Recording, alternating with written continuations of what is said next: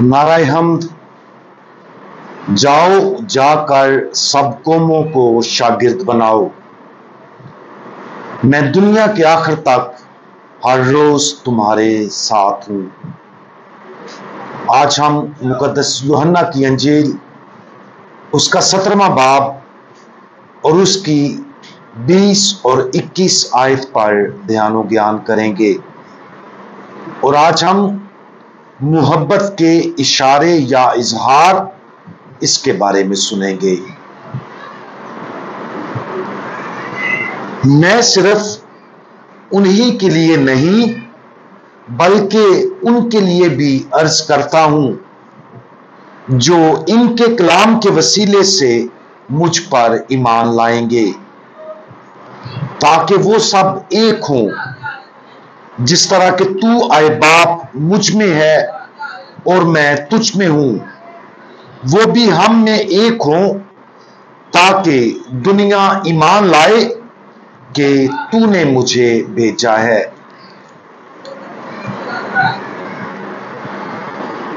पिछले मुसलसल 2 हफ्तों से पाक मास के दौरान हम मुकद्दस यूहन्ना की अंजील के बाब 14 था 17 से पढ़ रहे हैं। ये अब्वाब खुदावंद यीशु मसीह के आखिरी खाने के मुबाहिस पर मुश्तमिल है और हमें खुदावंद यीशु मसीह का आखिरी वाज फराहम करते हैं। इसलिए बाब 17 जिसे हम पिछले हफ्ते से पढ़ रहे हैं, हमें खुदावंद यीशु मसीह की अपने शागिर्दों के लिए और हम सब के लिए जो उस पर ईमान लाएंगे, शागिर्दों की मुनादी के जरिए आखिरी दुआ के साथ पेश करता है। जब भी हम बाब 17 से पढ़ते हैं, तलावतनामा से हम इस जुमले के साथ पढ़ना शुरू करते हैं, और उसने अपनी आंखें आसमान की तरफ उठाकर कहा। खुदावंद यीशु मसीह ये कहते हुए दुआ की। ये आयत बाब 17 उसकी पहली आयत की मुवाफकत है, लेकिन खुदावंद यीशु मसीह की ये दुआ पाक मास के दौरान मुख्तलिफ हिस्सों को मुतारफ करवाने के लिए इस्तेमाल होती है।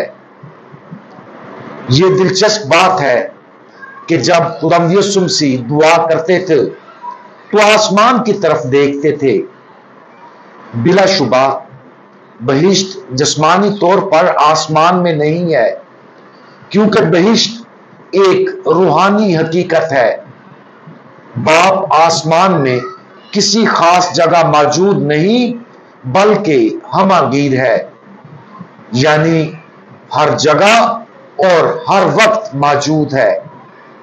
और फिर भी खुदावंद यीशु मसीह जब बाप से दुआ करते हैं तो अपनी आंखें ऊपर की तरफ उठाते हैं। इसमें हम सब के लिए एक बड़ा सबक है।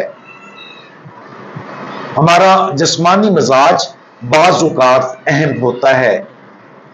मिसाल के तौर पर जब कोई शख्स जिसका हम एहतराम करते हैं वो कमरे में दाखिल होता है तो हम अमूमन उठकर उसका इस्तकबाल करते हैं। ऐसी सूरत में अगर हम बिस्तर या सोफे पर लेटे रहें तो आने वाले शख्स की बेइज्जती होगी।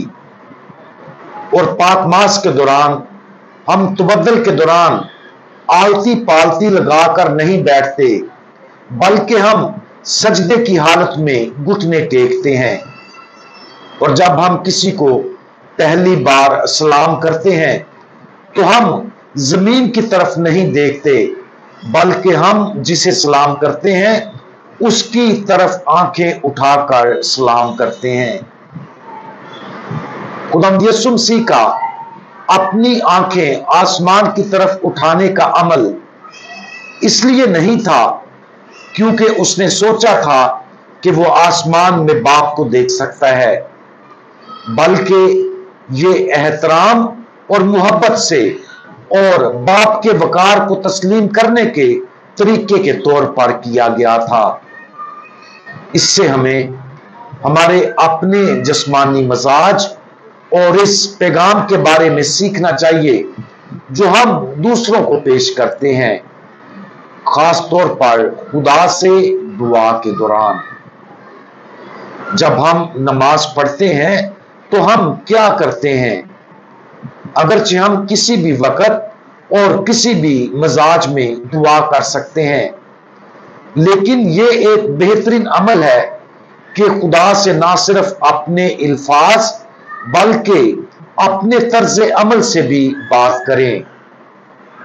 घुटने टेकना, दुआ में हाथ उठाना, खुदा के सामने सजदा रेस होना, तवज्जो के साथ सीधा बैठना, ये तमाम तरीके हैं जिनके जरिए हम खुदा बाप के साथ अपनी मोहब्बत का इजहार करते हैं। आज खुदावंद यीशु मसीह की दुआ की इस तस्वीर पर गौर करें। देखिए कि जब उसने अपनी मुकद्दस निगाहें ऊपर की तरफ उठाई तो वो आसमान में जलाली, ताकतवर, बाप की ताजीम करने वाले जिस्मानी इशारे के तौर पर कितना ध्यान देता है। खुदावंद यीशु मसीह की अकीदत, शिद्दत, एहतराम और जलती हुई मोहब्बत का तसव्वुर करने की कोशिश करें। बाप के लिए दुआ और तवज्जो के इस मुकद्दस इशारे की पैरवी करें और हम अपने आप को जिस्मानी शक्ल में अपनी मोहब्बत के अजहार की अहमियत को याद दिलाएं। हम दुआ मांगें।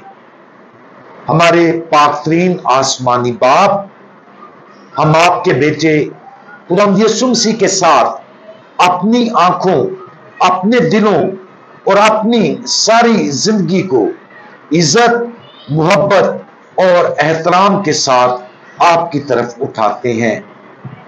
हम हमेशा आपकी तरफ मुतवज्जा रहें और हमेशा आपकी अजमत की वजह से आपके साथ अपनी अकीदत का इजहार करें।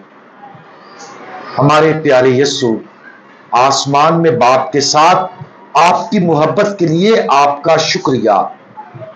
हमें वो फजल अता फरमाएं जिसकी हमें अपनी जिंदगियों में आप और आपकी कामिल मोहब्बत की पैरवी करने की जरूरत है। खुदावंद यीशु मसीह, हमारा भरोसा आप पर है। आमीन।